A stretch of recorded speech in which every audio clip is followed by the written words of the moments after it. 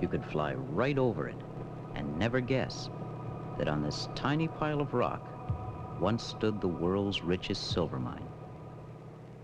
But little more than 100 years ago, this discarded silver brooch was the jewel of Lake Superior. On the north shore of Superior lies the answer to your schemes. There's a vein of silver lining where the sleeping giant dreams, where the waves roll like thunder and the winter winds do blow. Up on the north shore of Superior, can't you see the silver glow?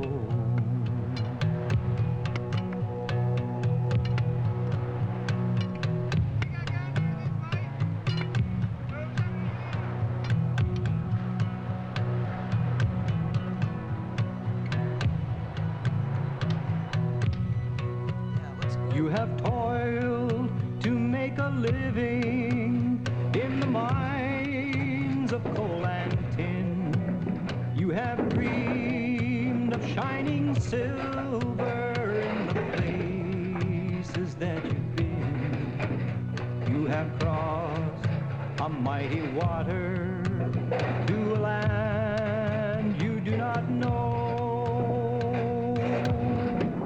Now on the north shore of Superior, you can see the silver glow.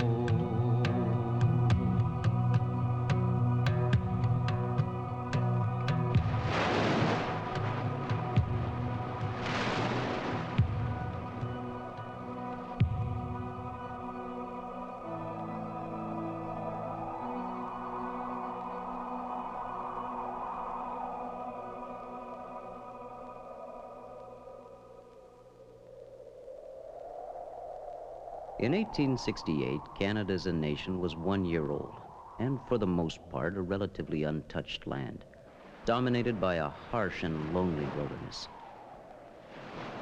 The north shore of Lake Superior was one such area.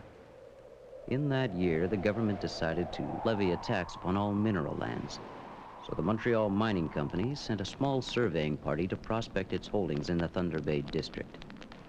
The head of that party was a geologist named Thomas McFarland. McFarland was doubtful about finding anything of value in the area. He arranged with his assistant to survey the mainland from one of the fronting islands. While planting pickets on one of the islands, he stumbled upon rich specimens of galena and native silver.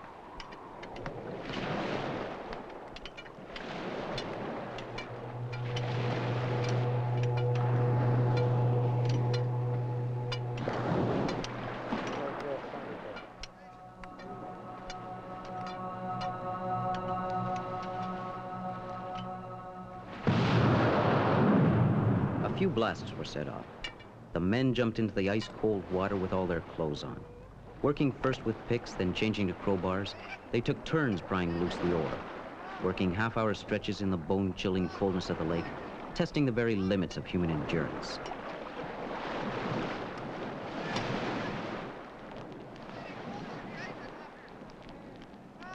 It was an ordeal that fortunately was to pay off, for as McFarland reduced the galena to metallic silver, the extraordinary richness of the vein revealed itself. 3 packages of the best specimens of silver were shipped to Montreal with word of the important discovery. But the leading shareholders of the Montreal Mining Company were skeptical. They were already committed financially in huge copper mines further east, and mining silver on storm-battered Silver Islet seemed a gargantuan task. Not only was the area desolate and isolated, but the island was vulnerable to the lake like a rowboat. Plus, it was impossible to estimate the extent of the load, because the silver, if any was buried there at all, twisted and snaked beneath the island. In the end, a small mining operation was set up under McFarland. Everything was in place to begin mining. Everything but the forces of nature. The next summer was exceedingly stormy, and it was only during the calmest weather that any mining was possible. Blasting cartridges completely failed to work underwater, and a shaft could not be sunk deep enough across the vein. McFarland was convinced that strong and extensive works had to be constructed to protect the mine from the violent storms of the lake. McFarland recommended that the company either work the mine or sell the entire property. The Montreal Mining Company sold Silver Islet to an American syndicate for $250,000. The new company was headed by a Major Alexander Sibley of Civil War fame. No one had bothered to mention the sale to McFarland and the other miners still working on Silver Islet. On the night of August 31st, 1870, a steamship arrived, carrying on board a working party of about 30 men and enough provisions to embark on a major mining operation. Among those passengers was one William B. Frue.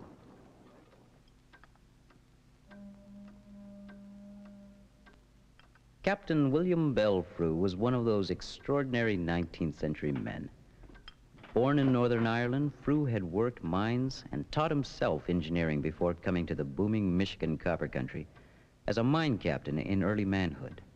Frue seemed a worthy opponent to the challenge of Silver Islet. Frue was to receive a substantial salary plus a hefty bonus if he could mine and ship enough silver ore in the first year to cover the cost of the island and his bonus. He wasted no time.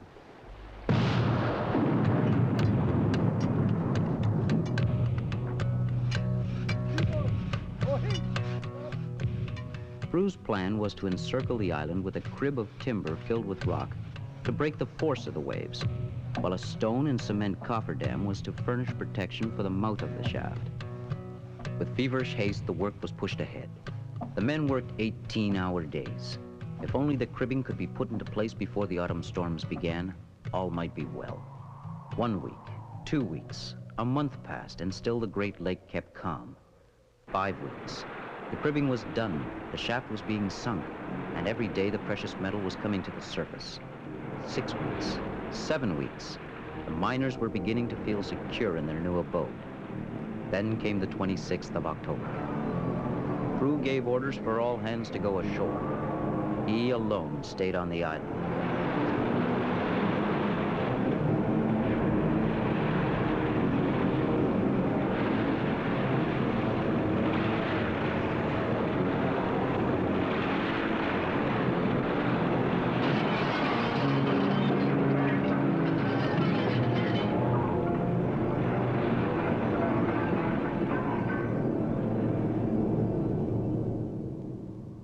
By sunrise, 200 feet of breakwater had been carried away.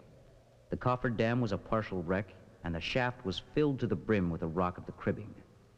Frue's heart must have sunk, but he refused to give in. He ordered the men to repair and strengthen the cribbing.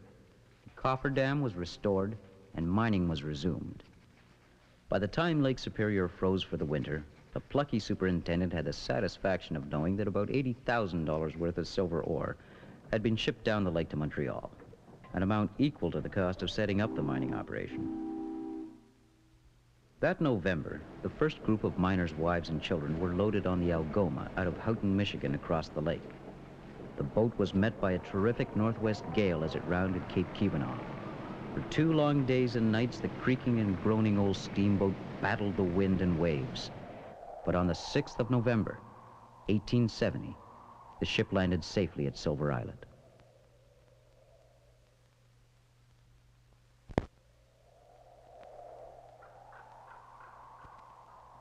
A large, partially completed log house boarded as many families as possible.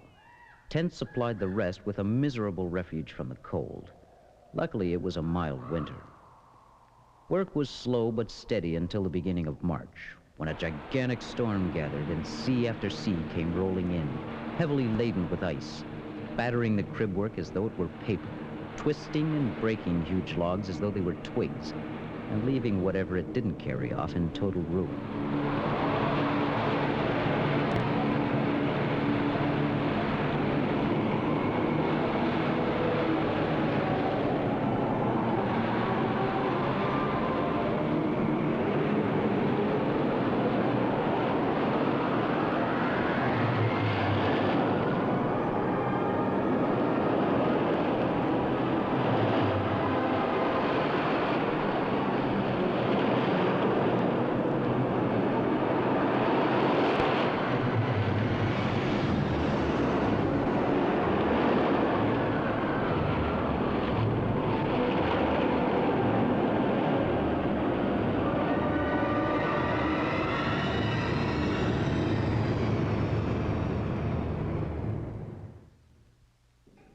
By working non-stop to repair the winter's damages, Frue was able to resume mining within a month. The walls now rose 18 feet at their highest.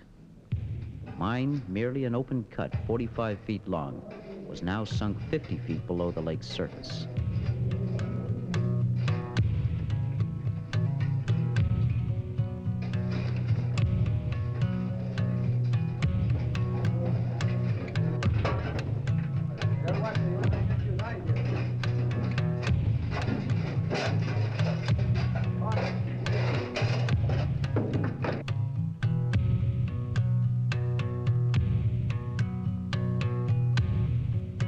By the close of navigation in November, the mine had attained a depth of 90 feet and had produced from its purchase almost 500 tons of ore. Frue had won his bonus. The company's stock skyrocketed, and the mainland village of Silver Islet was about to undergo a fascinating transformation.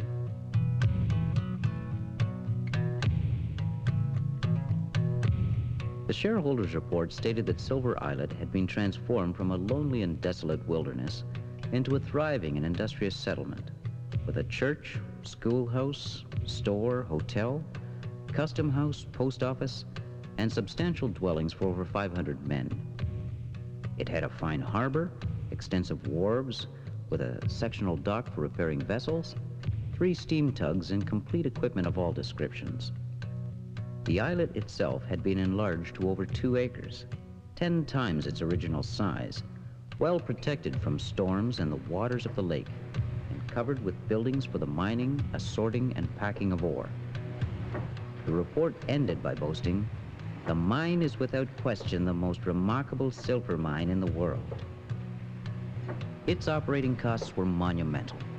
Everything had to be ordered and shipped in duplicate to prevent a paralyzing stoppage of work due to some kind of mechanical failure or provisional shortage.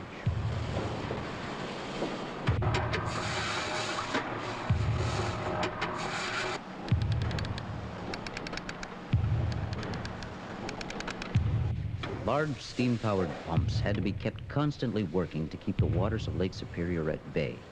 And should the pumps stop for even a day, the struggle of the years would be lost.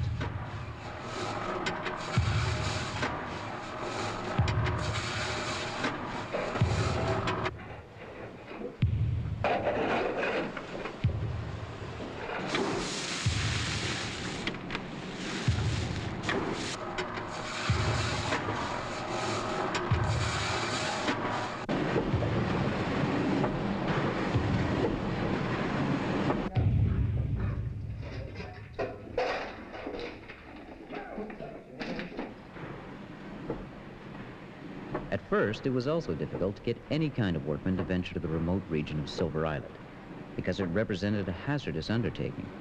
Many men came up, took one look at the operation, and left. The married men had homes on the mainland, while the single men lived on the islet. There were 4 boarding houses on the islet, one for the Norwegians, a second for the Cornishmen, a third for those who were neither, and a 4th for mine officials. A large reading room and library provided resort for the men when off duty. A room in one of the boarding houses was fitted up with a bar. Allowance was 3 drinks a day per man, and a 1/4 of his conduct was good. And as long as he behaved himself, an employee could get an extra quart on Saturday night. The rules were strict. Employees were searched by the watchman before leaving the islet. Despite this, chunks of silver ore were attached to pieces of wood and sent adrift to the mainland, later to be retrieved. Underneath that chute, for that muck's hung up in that chute. I'd like to check that out before we move them timbers out of there and everything. Okay. They know if there's any blasting this morning there? Yeah, there's blasting this morning. For the mine officials and their guests, life on Silver Islet was leisurely and frequently luxurious. Jane Livingston, whose father was Silver Islet's government representative, later wrote about the island's social life. Among Silver Island's distinguished visitors were Canada's first 2 prime ministers, earls, countesses, bank presidents, generals, governors, musicians, and writers. A fine billiard house was provided for visitors, and a lovely steam yacht, the Silver Spray, was kept for pleasure. Camping parties, dinner parties, dances, and musicals were most enjoyed.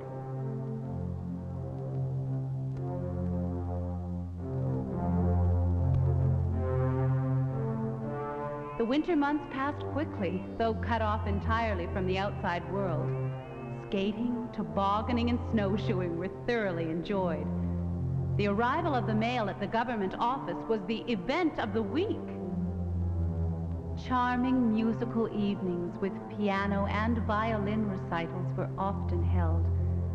On a calm summer evening, when the wind was sleeping as the violins sank into silence, you could distinctly hear the lovely band on the islet with 40 or more brass instruments.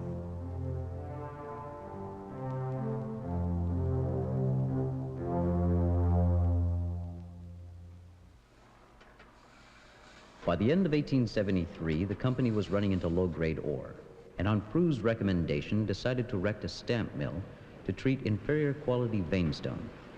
He also began experimenting with a device that sorted out high from low-grade ore. The result was the Frue banner, a successful invention that soon became standard equipment in stamp mills all over the world.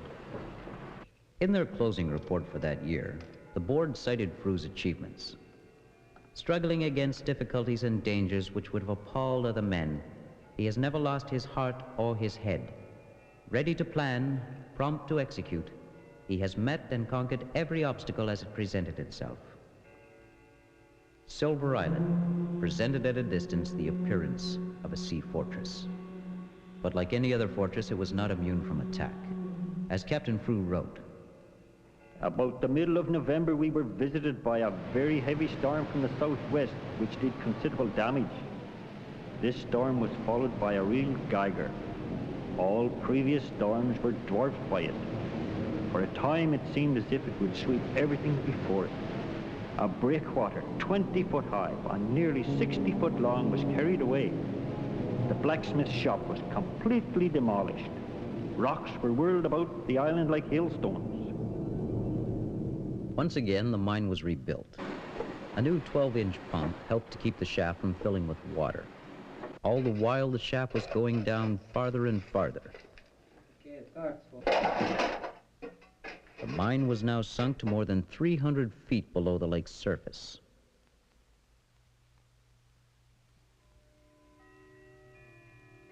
On July 19, 1875, unexpectedly, William Bell Frue tendered his resignation as superintendent of the Silver Islet mine. Perhaps Frue felt he had devoted enough of his life to Silver Islet. The mine was probably losing its challenge, and it was time to move on.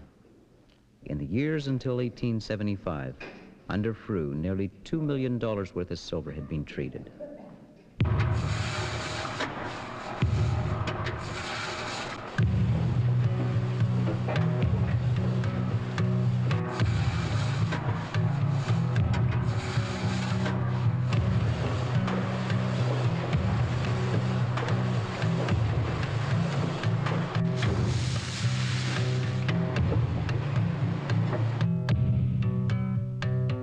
Mr. Richard Trethewey, who had worked on the mine since its opening, became the new superintendent.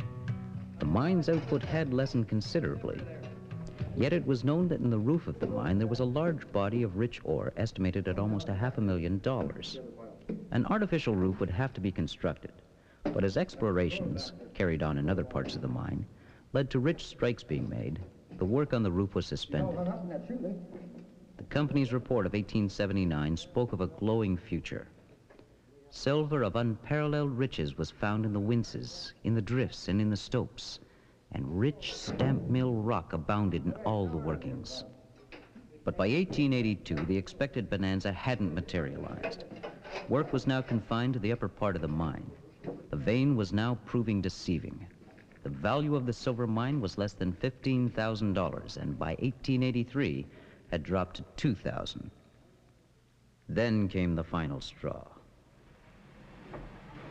A self-propelled barge loaded with 1,000 tons of coal, Silver Islet's winter fuel supply, sailed from Cleveland, Ohio, a week before Christmas, 1883.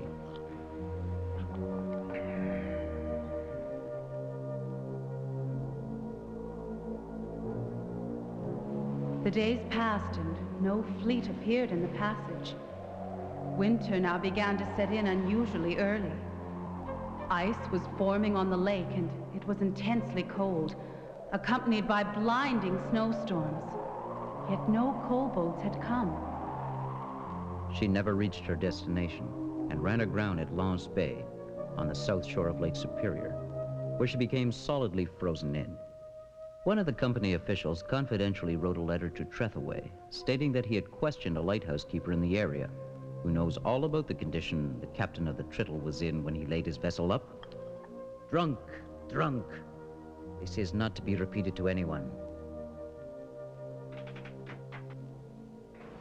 On January 20th, 1884 of that winter, Superintendent Trethaway wrote to the board of directors informing them that the present supply of coal is sufficient to run until about March 1st, after which we shall find it extremely difficult to carry on the work.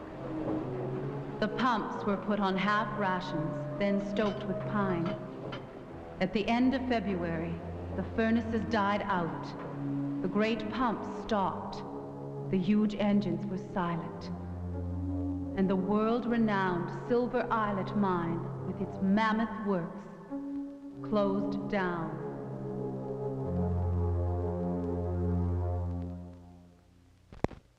Tiny Silver Islet was a find so rich in silver that it excited the mining industry the world over.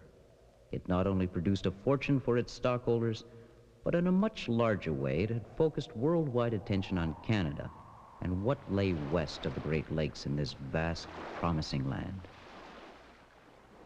Gradually but surely, the lake broke down all that men had built. The shaft house and boarding houses had decayed into dust. The pumps no longer constantly wheeze in the background, and the booming mining village a mile away on the shore, which once welcomed prime ministers and generals, now mainly welcomes summer cottagers.